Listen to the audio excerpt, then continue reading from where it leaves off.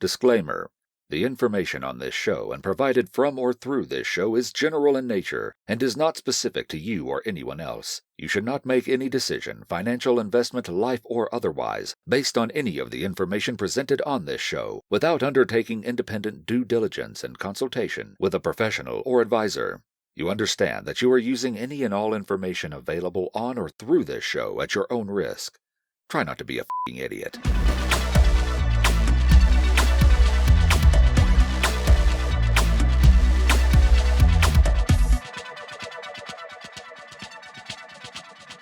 All right, let's kick it off. Doesn't have to. I don't really have a locked-in means of. Where's your intro? An intro, yeah. I mean, Dan will throw in some sort of horns and musical background leading into it, and I'm just going to jump on my email because I sent you an email just with some topics and ideas on what we want to cover in our session today. And I did send it about an hour ago, so I don't know if you had a chance to look at it.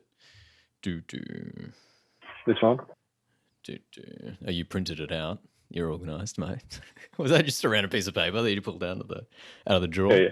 Yeah. Looks like a great list. It looks longer than my list. Cool. So these podcasts, I think I gave you a bit of background on it, but the purpose for these sorts of discussions and conversations is I want to keep it lighthearted enough that we can feel comfortable talking about a range of different topics and ultimately just showcasing whether it's local talent or people that are working in some really interesting spaces, local in Queensland, international as well. I don't have a limit on that. But we've been working on a few projects together. So before we jump into any of that, I wanted to get you to talk a little bit, and I know this might be really hard for you, but talk a little bit about yourself, Alex. What's your background? What do you do? Especially what do you do now for those who don't know what you do? Yeah, well, thanks for having me on the cast, mate. This is exciting. So a bit of an intro to me. What I do now is I'm the managing director of Priority DroneWorks, which is effectively a media and technology company, focusing on effectively digital twins for AEC. So that's everything architectural, engineering, and construction. That's sort of where we play at the moment. That's where we're at. Bit of history for how we got there, I guess, is sort of what you want to play with. And I got into that after a couple of big injuries in 2018. And my surgeon suggested that if I was to be in construction, not to go on roofs and scaffold and put myself in harm's way, so do it smarter. So embracing some of the tools that were previously used in my other careers.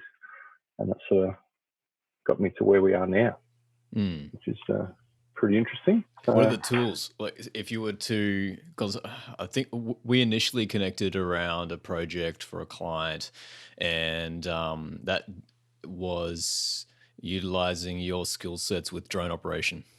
So your business, right? Yeah, Priority Drones. Yeah, that's right. I think our original intro was through Jared with the cyber side of things. So Princess Trust, which is a great organisation here and doing some good work. The intro there was talking about drones and using photogrammetry to capture basically a digital twin of a site or a subject and input it into effectively gaming software and make it a lot more cinematic for the end user and really fully interactive. How did you get into drones? Was that something that Jared told you about? No, not really. I mean, so I'm a veteran. So in the military, we use US assets, effectively drones, but remote piloted aircraft for situational awareness. So they would conduct forward operations for us, whether that be create up-to-date maps of our task area that we're going to operate in. And that's sort of how we used it. And then when we were on target, they would obviously be with just providing that overwatch capability. So that was sort of the first taste of those assets, but then at a smaller scale using it now for the same purpose. It is situational awareness. It is context and that's sort of basically all it is.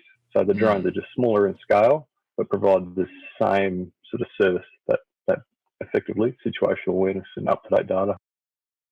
That's awesome. I know that when we worked together, we were attaching a 360 camera to one of your toys, and but there's so much more you could do with it. We talked about 3D scanning, and we just recently working on a project around that. So attaching something that can do was it a LiDAR scan? Was that what we were doing with I mean, and that's the beauty. So the drones are effectively a platform which you can put cameras, sensors, scanners, all kinds of different assets or what they call payloads on it.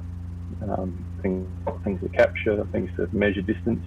So it's really, the possibilities are endless with them, which is great. We used the 360 camera on that exercise there, I guess, that project. But yeah, we can put a multitude of sensor suites on those devices, which is great. It does mean that you can use those assets on the ground as well.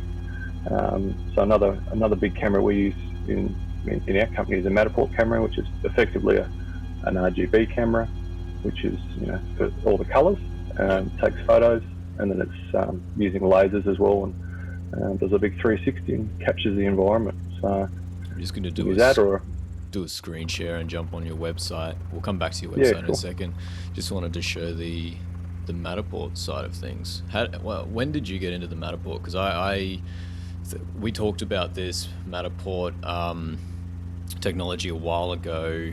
I know I came across it maybe 3 years ago, and at the time, with what we were doing, I was wanting to pull the data out of Matterport, but they had these restrictions around it. So we could go and get a 3D scanner from Matterport. We could place it and get some amazing captures of real world locations, but all of the data would get processed within Matterport's cloud server option, and it would stay within that. So effectively, you pay for a camera, you go and do a scan physically, that is processed in the Matterport server, but then it stays there. Effectively, it stays there, and I didn't go down that path, but it's since changed, obviously. It has, mate, and I looked at it about 2 years ago as well, and for the exact same reason. It was compartmentalized data. It was initially set up for effectively real estate tours, the virtual tours in the real estate industry. That's how it all started, and it was very good at that. But then they've also realised with their cameras and how they've moved forward that it can actually be really handy for AEC.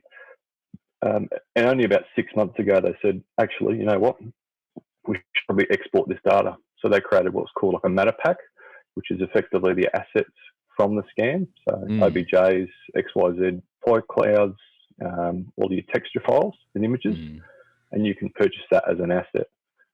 And then the beauty of that is you can integrate that with all your other software suites, add photogrammetry, and create quite a significant digital twin.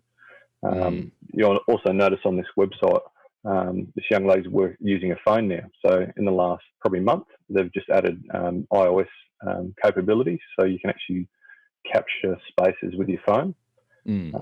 That's going to get really interesting when the new iPhones come out, because they'll be a spatially aware device, which is it's got a little LiDAR camera in it. So the scans are going to be amazing just from a phone, which is going to change the game. It's incredible. It makes it, especially that entry point, if you can get it to work through mobile phones. But you're obviously seeing a lot around functionality that you can add. What's that? Absolutely. You can add in those hotspots on it where you can tap on certain areas within the scan and pull up more information. So it's an interactive tour, but it's an interactive 3D tour. And if you can build that with they've got this new iPhone functionality that's come out. It just puts the power into people's hands, makes it easier for more and more people to get in the space. Yeah. So just there, that the matter tags are quite powerful. So it's going to be really good with even the AR. It's a matter tags, which is just up a little bit on that website. So effectively, that's a link to a website or a file or a report.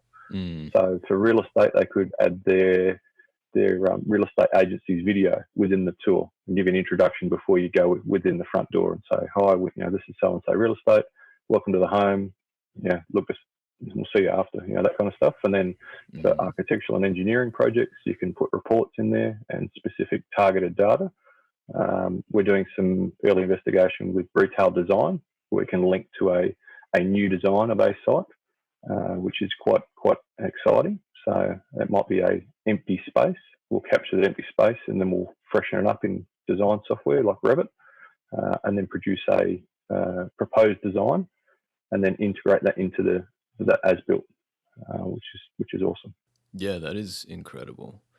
The other powerful component of this that I've noticed is it has the ability to distribute online, isn't that right? Absolutely, yeah. So it's shareable, so you can easily distribute it. It is cloud-based, but you can get those assets from the cloud. But to share with multiple parties, it's easy, which is great. So you can send it on to clients. We use another platform as well when we take these scans and customize it so that we can put the client's branding on, whether that be the real estate agent or other. And that's been quite powerful. So another interesting little bit that you just scrolled through is that there's an integration there with what's called a BLK 360. So that's a laser scanner. So that's only very new as well. Is this? So that's that little guy there. You got the cursor on. So yep, right, gotcha. So that's a true outdoor scanner, which is pretty awesome. And they all work together. So it means you could use all of those devices on the one site. You could use your phone, use your Pro 2 camera, use the BLK, all in the one platform. So each physical device you could create, so you could have something sitting there scanning the larger environment. I got a gift from Zoom.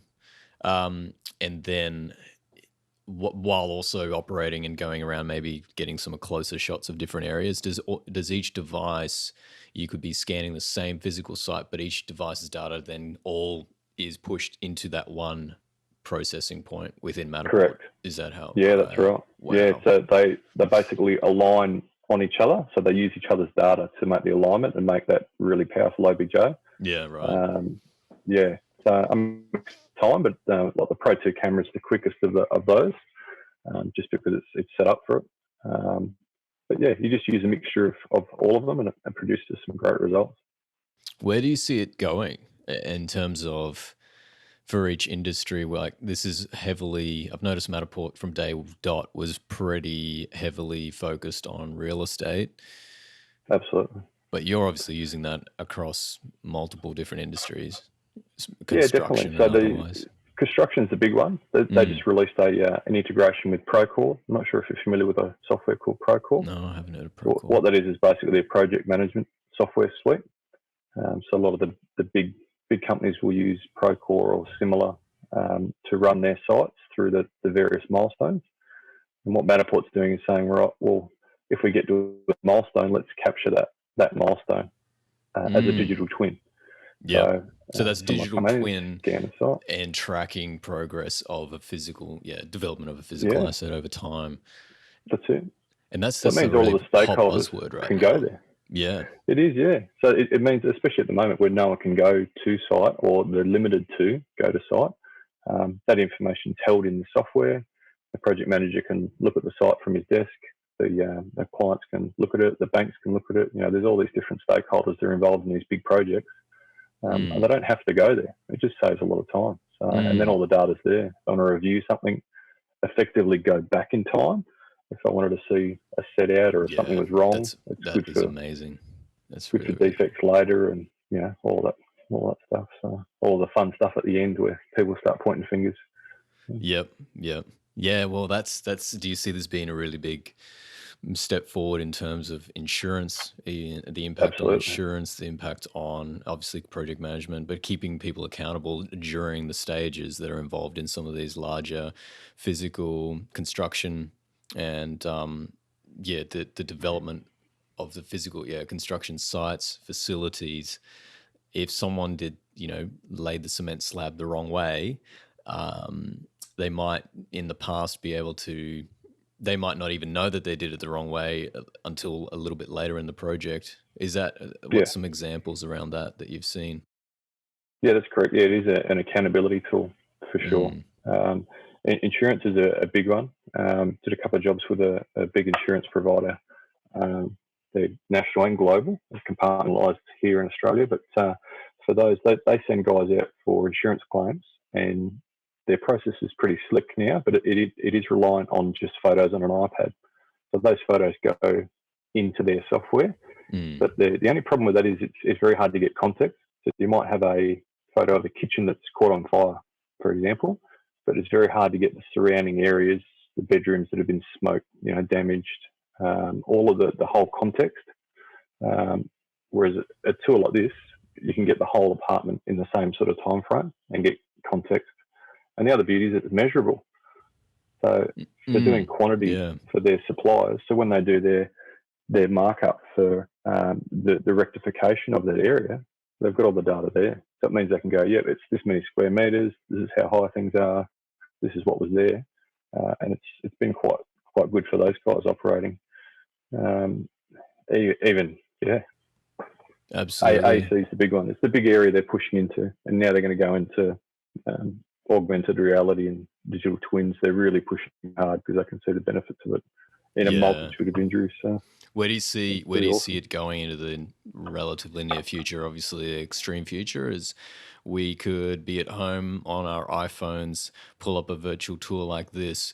Where I'd love to see it go in the future is to have the ability to have real-time data being updated into that. So I might be on my phone or my computer, and I'm just playing around right now, as you can probably see, with a example that's on the Matterport website. Keeping in mind, what's really phenomenal about this is it's run through a web interface. So I haven't downloaded anything. I've gone to a URL, matterport.com website, and I'm just clicking around in this 3D tour without having to download anything, without needing to have, and I've got a decent laptop with a proper GPU in it, but I'm not using any of that. What is it? I'm not having to buy any fancy hardware. That's it. I could do this on my phone, which is phenomenal. Absolutely. So and it's actually smoother on your phone because phones are set up for that graphics. It's funny how that works. Really? Okay. Interesting. With how far do you think it's going to be? How far away is it until we can see and play around with a tool like like this that has live updates of information? I think this year you'll see it. So there's a company working with it in Melbourne. They're working with a digital twin context with this system. And a lot of that revolves around IoT, as in the Internet of Things. So anything that's connected to the internet, as you'd know. And it's feeding that data in. So at the moment you're in a control room, there's no reason why every one of those sensors or gauges couldn't be connected to the internet and give you real-time data. So every one of those could be a tag with an IoT device on it, and you're in the control room. What's fascinating about this, if you think about accessibility, not that every company would want to take a 3D scan and showcase it for people outside of their business to see what's going on internally, but of course, one of the interesting things and one of the challenges I had coming out of high school and uni was I didn't have any experience or understanding what it's like to work within different industries or businesses. And it was all up until that point, unless you really actively go out and pursue, work experience, even then, unless you know someone within a company, it can be really hard to get work experience, to get some exposure as to where you could even go pursuing a career with a particular company. And something that I can't wait to see is more of this becoming coming online. So now I can learn about something like this is some form of a control room. How does it work? What about the company using this tool not only for training their staff that they've currently got, but putting a virtual tour online and advertising the career prospects that you could get coming and working at this place? This looks like this is really cool. Well, you look at that control room there in the center. There's only one seat there, and if you're going to have the rookie, he's going to pull up a seat behind, and he's not going to be able to touch anything because it's a live site. Yeah. But there's no reason why you couldn't integrate that into a testing and training environment, similar to aviation with a simulator. There's no reason why you can't simulate this control room and learn about it. And you could test those Yep. theories. Do I like sitting in a control room looking at gauges? Yeah. Do I know how to operate? What does this thing do? Instead of doing it on a live site, and obviously could running the risks of shutting carnage. something down. Yeah. There you go. You're in the control room. What does that do? What does this one do? That's incredible. This is the next level. Yeah. It is really, really exciting. And where it could go, you've got so many, it's limitless, really. Well, as you know, with VR, like if it's a fully immersive experience, the brain doesn't know the difference. Mm-hmm. It's realised that it's done that task and it's learnt, which is pretty cool. So there's no reason why you couldn't do training, which is the same as aviation. That's why they do it in simulators, because the pilots have done this 1,000 times. So when the real deal happens, they've done it. They're comfortable. There's almost zero emotion in it. It's just procedure. 99% procedure. So.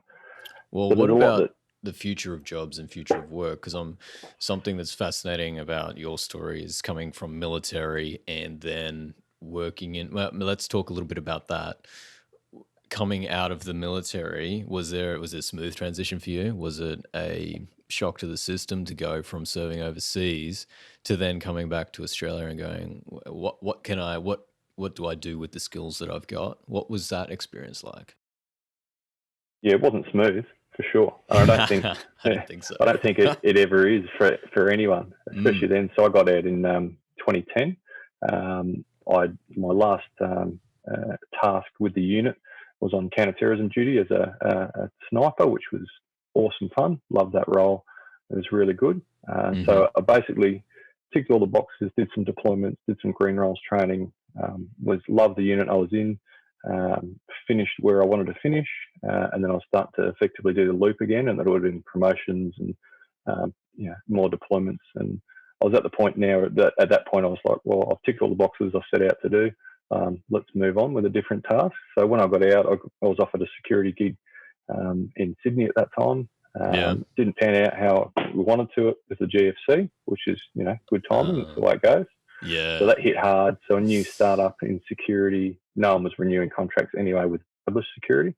So it was pretty difficult. So I think I had about 15 jobs that financial year, doing everything from, delivering drinks to security, doing all kinds of stuff. But the intent was when I got out to get a trade or study. So I was lucky along the way. I met a really good builder who was ex-military, ex-Israeli military. And we got on very well. Offered me a mature age apprenticeship, which was awesome. So I ended up doing a mature age apprenticeship in carpentry and building at the same time. So that, again, was pretty unique. I had to meet with the TAFE head teacher to get that signed off, because you usually have to be a qualified carpenter to even start your building Cert 4 effectively. Okay. So that was good. So it was compressed learning, which is something I enjoy. Got into building, and the company was amazing. Luxury builders, Horizon Habitats, they were called at that time, and then just called Horizon Built. But big projects, $20, $30 million homes, significant projects to work on, long duration, a lot of money at stake, a lot of things can go wrong, super complex. And you can see during that process the amount of waste within the industry in construction, on all sides, every stakeholder, there's a bit of waste just because of that communication. So I think tools like this is going to help massively in terms of training at TAFE, for site tours, for quantities, for updating locations of various products and services. It's huge. So after that experience of going back, getting that mature stage, what did you call it? The TAFE degree in TAFE, construction, then working with a mate of yours in construction, you were saying? So working as a effectively a carpenter, and then a assistant site manager, and a site manager, and then into project management. Yeah. What period of time did that take you to do? Like how long was that? So that was over 7 years. Wow. Okay. Sort of brought up to then, and then we moved up here to Brisbane then. So at that stage, we started a new family, looking for a house in Sydney. Couldn't do it. So It just wasn't happening. So we ended up moving up here to Brisbane. My wife's family's up here, so we bought a house and did all that kind of stuff, and operating in a similar industry, so still in construction, supervising, but not to the same scale. Not $20 million homes. 500 to $1 million. So a little bit different. And it was sort of around that time that the injuries sort of caught up with me anyway. So I had to pivot. So was it then? So once you moved up here, you started playing around with the technology. I wanted to. Correct. Yeah. So you have obviously working within a previous industry before. Something I find fascinating is talking to people who have worked in one industry for 5+ years, 10+ years, 15+ years, and the amount of learnings that you get and the experience that you get puts you in a better or greater position when you start looking at technology, because you start to realize, wait a minute, that problem that we had in managing that crew of people, and that was a consistent problem that happened over 5, 10, 15 years. Wait a minute, this sort of technology could help with that. In construction, project management, so did you were interested in the use of drones, and then you got into the 3D scanning side of it? More just technology. So I guess when I had a bit of time recovering, it was more, how are we going to play this now that the body's not keeping up with me? So I have to use. That's a beast of a drone there. Yeah, that's beautiful. That's the big deal. There, M600. So that was, but yeah, just using technology to work smarter, so and more efficiently. So instead of leveraging the body so much, it's more the tools and technology. Do you have a favorite drone brand? Use a lot of DJI stuff, only because they're sort of the market leader. They've accelerated ahead of everyone else. But having said that, I think this year will be obviously a big change. Not everyone's wanting to support that country's products. They are still a market leader, but there are going to be some local manufacturers step up to the plate. So for people definitely the US. For people who aren't aware, maybe talk a little bit around DJIs and what they are. As far as I'm aware, they're predominantly a Chinese-backed company. The founder or founders, there's an interesting story about how that transpired, but I don't think it was founded as a Chinese company. Mate, it sounds like you know more than me. It's I don't know the ins and outs of how they got started, but I know they're a massive Chinese company, and they are market leaders in what they do. They've invested a lot of time and money into getting ahead of the pack. Yeah, they produce a really good product. They've got good software. Are they perfect? No, but none of the products are. And they have a lot of platforms for various industries. So they have some low cost platforms that young creators can get hold of and produce some pretty cool cinematic or near cinematic footage, which is amazing. So there's no reason why a YouTube creator can't use a $500 drone from DJI to produce 4K footage pretty easily, which is awesome. So, The other thing that I've seen from DJI, they do pump their money back into investment, as you say, to keep ahead of the market. I really was blown away by some of the tech that's coming out around swarm drone technology. Yeah. And I came across that last year. Have you played with that much? Yeah, look, that's a military desire for sure to have that swarm technology, but they could be used for good and evil. That's always the catch-22. But I just googled swarm drones, and the first thing is are drone swarms the future of aerial warfare? It's like the top thing that's popped up in the search. Yeah. I don't know if you've seen the Chinese New Year. Let me see, Chinese. Well, effectively, that's swarm technology, using them for firework alternatives. Yeah, instead of I don't know if it was more of a showcasing their capabilities, or I'm just watching. You can see it now here on YouTube. So 2,000 drones light up night sky in Shanghai to welcome New Year, and that was cool. Yeah. So rather than using it's incredible. just the synchronization. And you think about someone who may have been working in the fireworks industry, and those contracts, from what I've heard, are huge. The amount that they can spend on fireworks for New Year's is incredible. Millions. And yeah, but for someone to move from, I don't know if I'm imagining this is a completely separate company, but the impacts of moving away from something that's combustible, that's going and shooting up in the air, and probably a really hot topic for globally is the impacts on environment and being socially responsible about your environment. Yeah, definitely. Instead of, I mean, a lot of that's based. I think Intel was a big player in the programming side of it. Oh, I see. They played a huge part of it. I mean, DJI was obviously a supplier of the platforms and the lighting. But I mean, lithium batteries aren't terribly safe either. No. But at least they don't good explode. For the environment either, right? But no one wants to talk about that. So you can start talking about embodied energy and all that kind of stuff, and you could pretty much form an argument either way. But is it cool? And it definitely. It's just different, and I think the capabilities are only it's just the beginning. And these are the things that they want to show us, let alone what they can do with the military versions of these. Yeah. So, yeah, it is a little bit scary if you think about it. It's just insane. Look at that. Insane. So cool. Insane.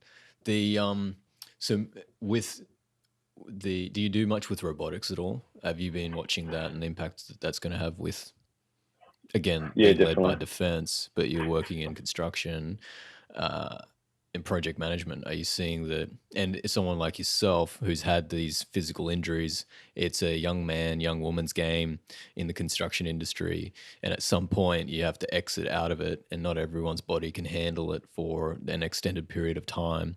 What's the opportunities around that, and the new jobs that are coming, that you see that are coming? Like you've effectively created a new job, right? Compared to going, like, how many courses are there at TAFE that would teach you how to do what you do?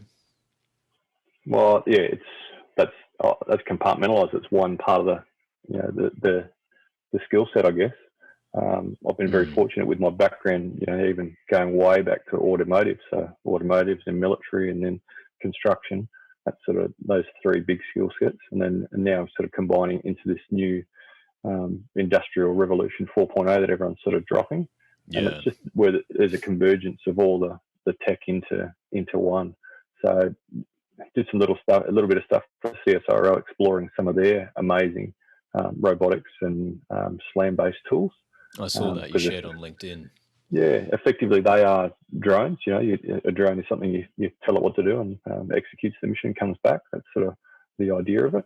And they've got some pretty cool stuff. But in terms of AEC inspection, so we've got a client where they were previously able to enter into a facility, which is now a confined space.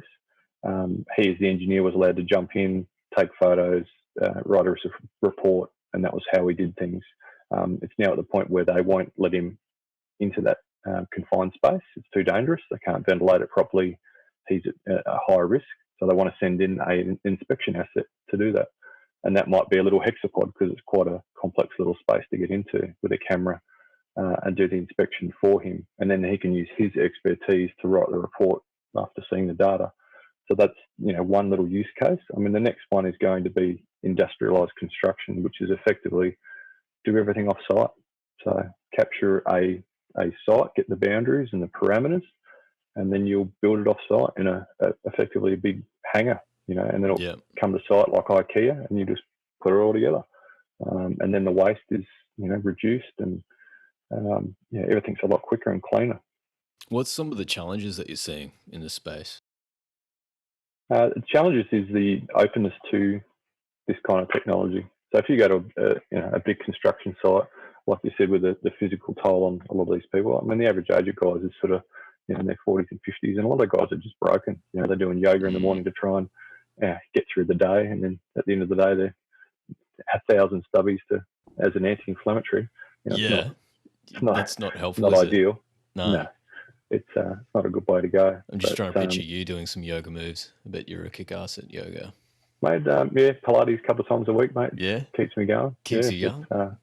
it does. Yeah, it's good for you. So, and then So it's the yeah, age that of yeah. So I've come across similar experience with some of the industries that we're working in, where you've got people who are a little bit further along, and it's generally the more mature women and men and women that have the knowledge, right? That they've, because they've been in the industry for so long, they've got this incredible amount of knowledge and capabilities. But the challenge is for them, as the world gets busier and moves faster and faster, and COVID's kind of slowed us all down a little bit. But as soon as that, I think the pressure, we're still going to see the world get faster and faster. And so the knowledge transfer of some of these people who are a little bit more mature in their careers, getting that knowledge out of them and then passing that down to the next generation, or making it easier for the next generation to come through and adapt and acquire the knowledge they need is a challenge, is a huge challenge.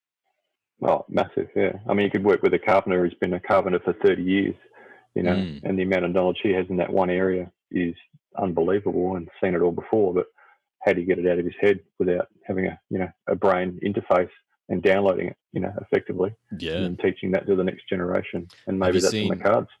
Maybe. Have you seen Elon Musk's Neuralink? Bit of Neuralink, yeah. Man. Yeah, there's all kinds of stuff.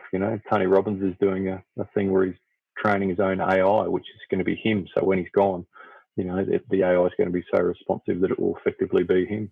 Yeah. But, we've all seen The Matrix, or if you haven't, you should go and see it. But that's effectively what this is. There's no reason why we can't get to that point where if you want to learn a new skill, then effectively upload it. That's really fascinating. There's got to be a two-way street.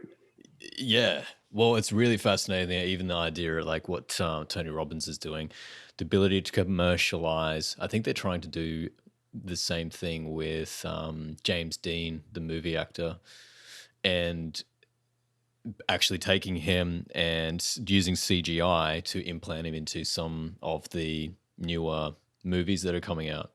So I've seen this with musicians as well. They'll take some of the old audio recordings if they pass away, some of the early, like the rappers, for example. There's one guy in particular, he's Tentacion. He was really, really popular and really big back in the day. He passed away, unfortunately, and the company behind his label effectively has taken audio samples from unreleased music that he did while he was alive, restructured that, and then continued releasing music even after his death. Now the big question there is that moral? Is that okay? And I don't have the answer for that. But it is interesting. It goes back to morals and ethics, doesn't it? Yeah. I know, yeah. You're going into dangerous territory, especially if you can start simulating with your deep fakes the ability to register. And I was talking to Dan about this on our first episode about a company there's a few of them globally. There's one in Fortitude Valley called Replika. That is Replika, Replika. And they're actually doing voice AI and training their voice AI to be able to generate voices as if it's real, as if it is someone, without having to without having them to speak the lines themselves.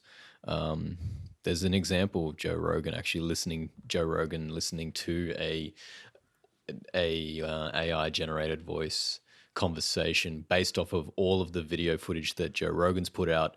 There was an AI company that trained a artificially generated voice so they could type a sentence and it would say that sentence pretty accurately from as if it was Joe Rogan reading the sentence himself.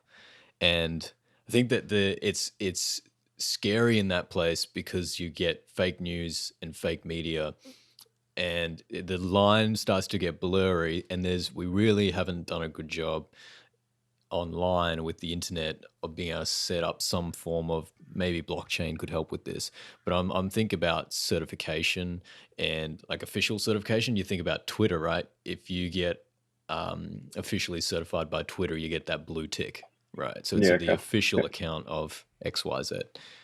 But there's not really, outside of Twitter or some of these siloed platforms, it's it's going to get really messy really quickly to be able to know who said what. And yeah, it's crazy.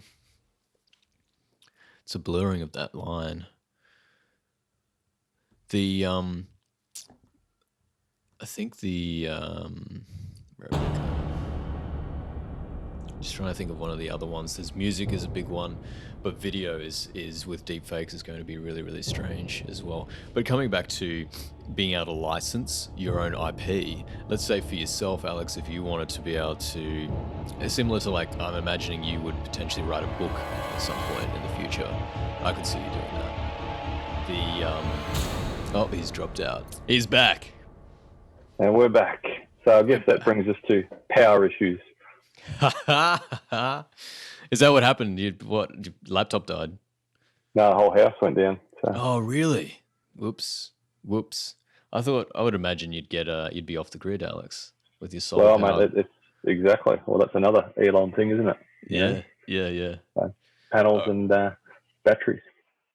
Oh, well, let's keep on going then. Speaking on AI, speaking on the ability to license out content, I think that's going to be really fascinating moving into the future around creating content, whether it's 3D, whether it's audio based, whether it's video, whatever it might be. Licensing, and something we haven't done very well historically, if you think about it, is the ability to package up your own IP that we are creating, and potentially indefinitely being able to create a revenue stream off the back of that. Similar to what the music industry is doing now with subscription model. Instead of selling physical CDs, you've got music on Spotify and you're paying based on views on YouTube. Facebook is an interesting one as well. Yeah, data, right? Data. We don't seem collectively within the human species to be able to wrap our head around the idea that our voice could be turned into an AI generated voice. It could sound like us. That is scary if you haven't got your if you haven't figured out Joe Rogan example. Yeah, that's hundreds of hours of content. That was very easy for the AI to go, oh, I need these 5 words. I've got 100,000 hours to work from. Yeah, sweet. He actually said that one phrase 10,000 times. Yeah. So that's an easy one. So, think about what would happen if Joe Rogan then used an AI to run his podcast. And why not? And why? Yeah, why not? Why not? So that's what Tony Robbins is talking about with his AI. He said, I'm getting old. I'm going to be tapping out at some point, but I want my legacy. So this is his legacy piece, which is, his AI. He said, I want still to run workshops and have online content, and people ask me questions, and he's got 50 years of history, at the top of the game. So why wouldn't you want to get back and ask him a specific question? Because it's all there, it's all data. So it's just in his head. So to go back to your data of like the New South Wales digital twins are an interesting one. So they just launched a big digital twin in New South Wales, and they're adding layers to it. But who's allowed to access it? What's the end user agreement? So when you look at end user agreements, Apple's a really good one, and Facebook. You scroll through the pages. How many pages are there? 50, 60. Has anyone ever read it? I don't know many people that have read it. There's a few lawyers that are a bit sick and have done it. Yeah. But you just say agree because you want the benefit of the platform, the device, the tool. You want to be an end user. So I think it's very similar with all of this data collection, what the end user agreement is. And it's all got to go back to the ethics and morals. And just because you can use AI, should you or would you, or do we have to? Potentially, yeah. Great questions. Yeah. How about I'm conscious of your time. I want to wrap it up here. I think we've given enough information. Can we end on you just talking a little bit around how people can reach out to you and contact you, Alex? Yeah, sure. So the website, PriorityDroneworks.com.au. We're on Instagram and LinkedIn and Facebook, all the platforms, the same username, Priority Droneworks. So look us up and send us a message. I mean, this is the tip of the iceberg. I'm fairly passionate about this industrial revolution 4.0 and where things are going to go. And this is a really exciting time, especially now that all this digital maturity has been forced on everyone. Now everyone's working from home using Zoom. people have, we've used Zoom for years, but a lot of people have never used it. Yeah, or, absolutely. And it sort of forced companies to rethink how they do things, and there's no need to fly interstate for a 1 hour meeting when you can do it here over Zoom and then provide the content. Being one of the benefits is that's what we do, is provide that content and give context. So the future is not constrained by physical limitations. Absolutely. Absolutely. Amazing. Very exciting. Awesome. Thanks so much for your time, Alex.